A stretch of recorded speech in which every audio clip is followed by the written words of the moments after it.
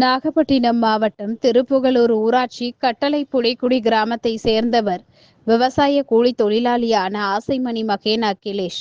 ஆசைமணி மனைவி சூர்யா கடந்த 4 ஆண்டுகளுக்கு முன் புற்றுநோயால் பாதிக்கப்பட்டு உயிரிழந்த நிலையில் 2 மகன்களுடன் ஆசைமணி வசித்து வருகிறார். திருக்கண்ணபுரத்தில் உள்ள அரசு மேல்நிலைப் பள்ளியில் ஆகாஷ் 6ஆம் வகுப்பு படித்து வருகிறார்.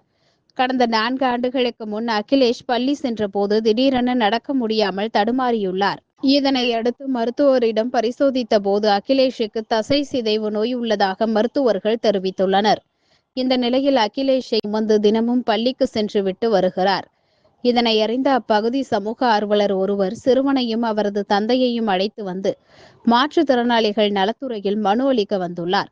இதனை அறிந்த மாற்றுத்திறனாளிகள் நல அலுவலர் கார்த்திகேயன் உடனடியாக சிறுவனின் நிலையை அறிந்து அரசு திட்டத்தின் மூலம் 12,000 ரூபாய் மதிப்பிலான வீல்சேர் வழங்குவதற்கு நடவடிக்கை எடுத்தார். மாவட்ட வருவாய் அலுவலர் பேபி சிறுவனுக்கு வீல்சேரை வழங்கி மாணவரியுடன் கனிவுடன் பேசினார். மனு அளித்த 1 மணி நேரத்திற்குள்ளாக மகனுக்கு வீல்சேர் ஏற்பாடு செய்த மாவட்ட நிர்வாகத்திற்கு சிறுவனின் தந்தை நன்றி தெரிவித்துள்ளார்.